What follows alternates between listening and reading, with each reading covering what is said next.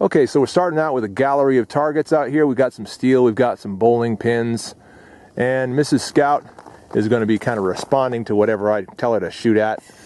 Doing what I say as usual. Oh, totally,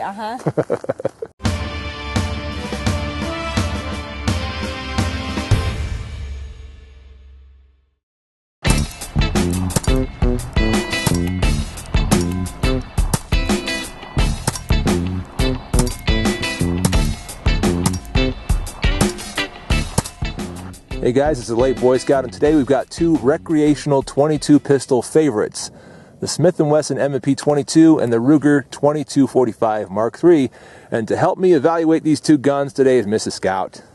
How's it going? Great. Thanks for coming along to shoot some guns and give some opinions. So the idea here, guys, the reason we're trying this out is when we talk about 22 pistols, probably the biggest reason people buy 22 pistols is for recreation, for fun, to enjoy them. Now, both of these guns have some training aspects to them too. The Smith & Wesson M&P-22 has the same controls as the M&P-9, which makes it a great training gun. The 2245 has the same controls as a 1911, or very similar ones, which makes it a good training gun for that. But that's not what we're focusing on today. We're focusing on the fun aspect. And which of these two guns is better for that? That's the question we're going to try to answer today. Now, the reason I'm not doing the shooting is because recreational 22s are something that you want to get for your wife or for your kids and take them out shooting with. And so I'm here with my wife to get her feedback on these two guns and see how she likes them. There you go.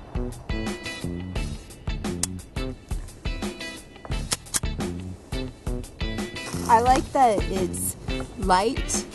It feels light in my hands. It's not like heavy where I'm like, I'm tired of holding this thing out here. And it's not uncomfortable to hold. The safety is easy. No issues with that at all. It's easy to flip up with my thumb.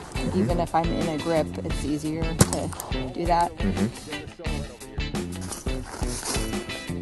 It's a pretty nice soft shooting gun, don't you think? Yeah, and I feel like it's relatively easy to aim. I think for women and kids, definitely it's an easy gun to shoot and train on. These have this little spring button thing that you can push down to slide the bullets in really easily. Some other magazines I've loaded, you have to actually push down the whole time, and for me, I really don't like that. It hurts my fingers, and then I get annoyed, and I'm like, let's be done, because I'm tired of doing this. Right. So this, I can just hold this with my thumb, and they just slide right in, pull it down a little more, go in. If you don't want to hold it, you don't have to. You can still do that pressing thing and do that. Now, an interesting thing, I'll interject, an interesting thing about the M&P-22 magazines is that it's just like a semi-staggered magazine. So they're not completely, the bullets don't go side by side really, but the rims kind of do. So they sort of stagger in the magazine as they get loaded in there, and you can sort of see how that's happening.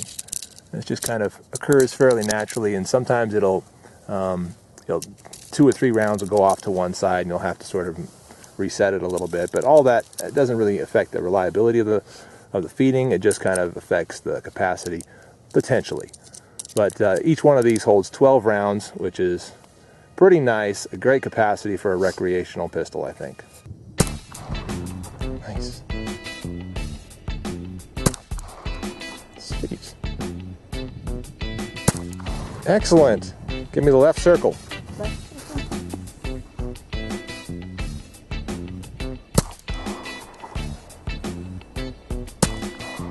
One more time. This time hit it. There you go. Good job. I noticed that you're having an issue putting the magazines in this gun before. Yeah. Does it feel... Once you know, it's not a big deal, but you kind of just have to pay attention to that. This is the big angle. Yeah. So this goes in on an angle too. There you go. And I was just trying to go straight in, and I was like, what's the deal with this? This isn't working. Right. So that gun actually, kind of a confusing thing about the 2245s is that it looks like it'll go straight up the grip like that, but there's actually a channel that kind of goes diagonally in the grip for that magazine, which is again kind of a confusing thing. Yeah, you can see it when you look in there. Right. So you were exactly right, and that the problem you had with that is something that anybody will probably have with that when they first shoot it. You have to sort of follow that channel up. Yeah, I mean, you can tell if you are going slowly, then it'll kind of guide it. Yep. And get it in the right position, but yeah. Right. If you're just like, I don't know what I'm doing, then you'll do it wrong. Right. Are there some contrasts, some differences between this magazine and the Smith & Wesson M&P-22 magazine? This one, the spring is a little bit tighter on it, so it's not as smooth for me of loading, and like with this one, I could just pull the spring down consistently the whole way. Right. This one, I feel like I have to load and release. Okay. If I don't do that, then I feel like it's harder. It's kind of fatiguing to your hand. Well, it feels like the bullet doesn't go in as smoothly. Okay. But it's definitely like there. Okay. It's definitely a little bit harder. It's not as smooth of a load for me as the other one is. Right circle.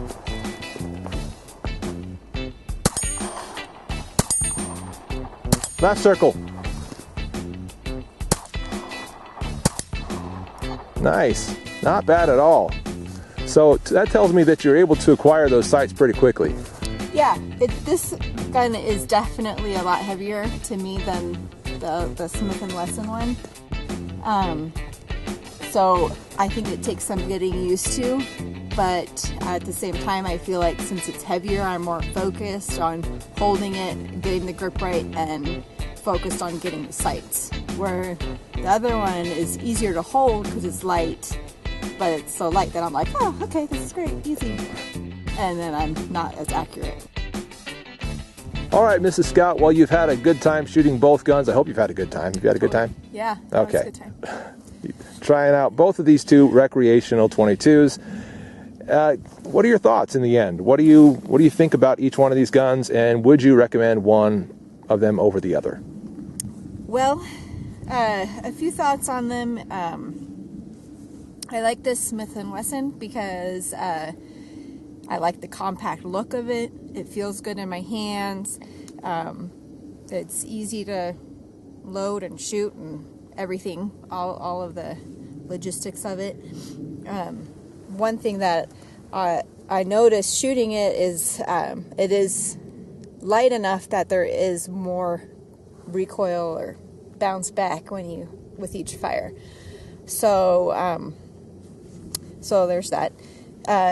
With this one, with the Ruger, first off, the Ruger just looks cool because it has this, like, it's all dirty from my gloves, but it has that cool wood grain thing going on, wood grip.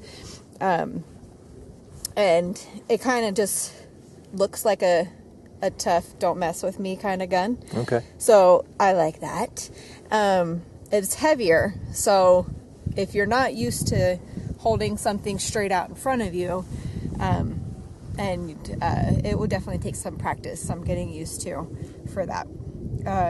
I feel like the magazines are slightly harder to load, but not cumbersome. It's not like that wouldn't be a deal breaker for me.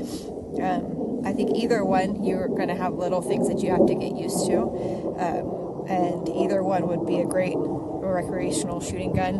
I would, as a mom, I would be inclined to get the Smith & Wesson, just because it's lighter. If I wanted to teach my kids how to shoot, it would be easier for them to manage this gun. Okay. That being said, I like the heavier weight of this one for me personally. I did not think I was going to like this gun from the beginning, just because I picked up the Smith & Wesson. I was like, great, ready to go. Picked the Ruger up, and it was heavier, and I just thought, oh, I don't like it. After shooting it, I felt like I was more accurate with it, and I had better control over it. So if I was buying it just for me, I'd probably get the Ruger. Buying it as a mom shooting with my kids, I'd get the Smith & Wesson. All right, well, thanks, Mrs. Scout, for your input and for helping the ladies out there and the men decide on some recreational 22 pistols that they might want to choose in the future. Thanks to everybody watching. I'm the late Boy Scout. This is Mrs. Scout. We'll see you guys later.